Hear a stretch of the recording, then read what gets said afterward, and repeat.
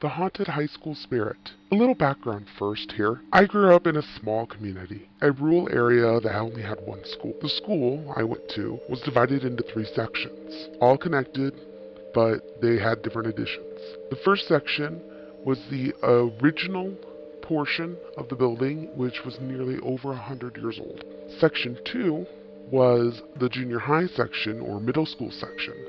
And the third section was the new addition built for the elementary schools. In the center of the original portion of the school was the 2-story auditorium. From the second floor, you could walk directly into the audience section and take a seat anywhere in that section. In front of the audience section, of course, was the stage. But that's for another story. There were a few windows that also overlooked the auditorium section from the second floor, which allowed you to look down and watch the plays from the hallway while you were getting your books or in between classes, anything like that. Now, my story begins when I was in high school, probably about 10th grade. I was in a play, and I had regular play practices, which were held in the auditorium after school. Sometimes the play practices would last so long that it would be dark outside by the time it was time to leave. On one of those nights, I had play practice. I should also let you know that whenever I had play practice and knew I was going to be at school late, I would leave my school books and coat and everything in my locker, which was on the second floor. Now, I usually told my teacher about this so that she knew and would let me go get my books before the end of play practice. And that way she also wouldn't turn off the lights.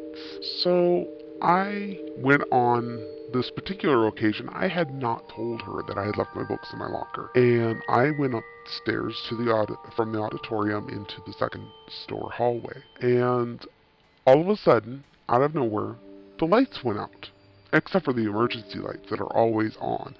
Day or night, they turn on if the lights go out. Because there's no windows in that hallway. Of course, when the lights went out, I started shouting, "Hey, I'm still up here. Can you turn the lights back on?" Of course, I got no response, so I sighed heavily and figured I'd keep going. I could get out of there with no problem. It wasn't like I was totally blind. Boy, was I wrong. As soon as I stepped into the hallway that held the lockers, all of the locker doors on the lockers themselves opened as if they had a mind of their own. Now keep in mind, these lockers had a built-in lock, so it wasn't like they could just be opened out of nowhere.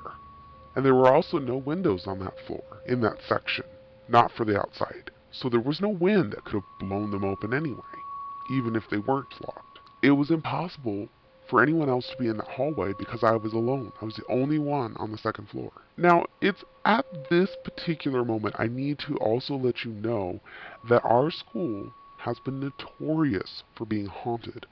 Lots of people have talked about how haunted the school is. Now, I didn't learn any of this until much later when I was already graduated from high school and was on my way to college. That's when I started hearing the stories. But at the time, I'd heard none of them. Anyway, back to our story. I paused as soon as those doors opened and I said, for some unknown reason that I still don't recognize today, I said, "I'm just getting a few things out of my locker. Is that okay?" To my abject horror, the lockers, a couple of them actually, shut at the exact same time with a resounding bang. I spoke again. "I promise to leave as quickly as I can. I just want my things from my locker." Again, the lockers closed all by themselves simultaneously. Now keep in mind, it was only doing 2 or 3 at a time when it was doing this. So I decided to ask again for a little understanding from the spirit or whatever was controlling the lockers. "You know that school's not in session anymore, right? It's after school hours. That means I can go home, right?" This time only one locker door shut. I took that to mean that it was okay I go home. "May I get my things and leave?" Again, one locker door shut. "Thank you." I then started moving forward while I was beginning to feel very uncomfortable about being alone in this dark hallway with whatever it was that was with me. I finished getting my books, my backpack, and started to close my locker after I got my coat on. I hesitated, but went ahead and shut the door anyway. I started to head down the hallway again towards the stairwell. Now, keep in mind, our school is kind of outdated. It doesn't even have an elevator in the school, which I totally hoped that it would, but it didn't. After I got to the hallway, right before the stairs, I turned around to the main hallway that I was just in and made a small bow. I said, "Thank you for allowing me to get my things. I hope you have a wonderful day, and I'll see you again soon. Bye." I turned to leave, and just as I stepped down on the stairs, all the remaining lockers that were still open resoundingly slammed shut. Now, that was not only an incentive to get the hell out of there, but I booked it down the stairs in less than a minute, and I was out of the door in less than the full minute being over. So basically, in less than 60 seconds, I was down 2 flights of stairs and out the front door of the school. I kid you not.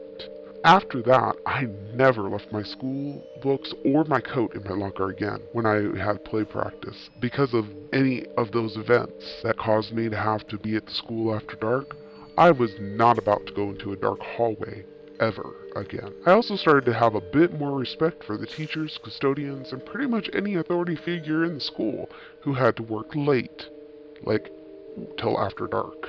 Well, let's put it this way. Creepy spirit from our school, I hope we never meet again.